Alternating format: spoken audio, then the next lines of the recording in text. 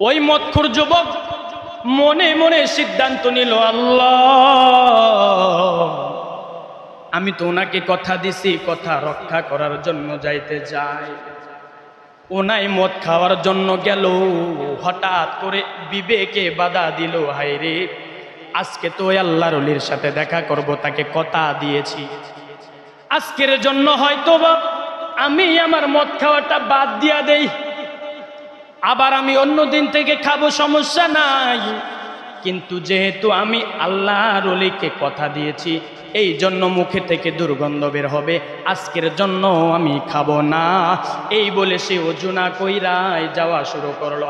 আবারও তার বিবেকে বাধা দিল, ওই যুবক শুনো, আল্লাহর ওলির কাছে যাইবা, উনি হয়তো বা একজন আলেম, বড় আল্লাহর কুতুব, তার কাছে নাপাক অবস্থায় কিভাবে যাইবি? ও যুবক রে, গোসল করে নে, পাক পবিত্র হয় আনে, তাহলে হয়তো বা আল্লাহ তোকে মাফ করে দিতে পারে।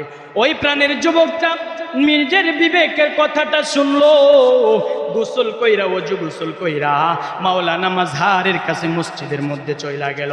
গিয়া দেখে আল্লাহর ওলি মাওলানা মাজহার রহমাতুল্লাহ আলাইহি আল্লাহর কুদরতি পারে সিজদা দিয়া কান্দে, আর মনে মনে বলতেছে, মালিক তোমার ঘরে অপবিত্র অবস্থায় মদখোর আসবে, এটার যদিও অনুমতি নাই গো,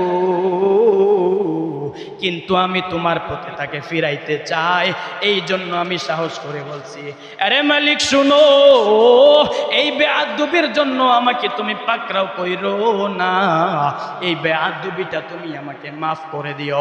ওই মদখোর আইসা বলল, এই মাওলানা মাজহার রহমাতুল্লাহ আলাইহি, আমি তো আপনার কথাটা রাখছি, আমি আপনার কাছে চলে আসছি।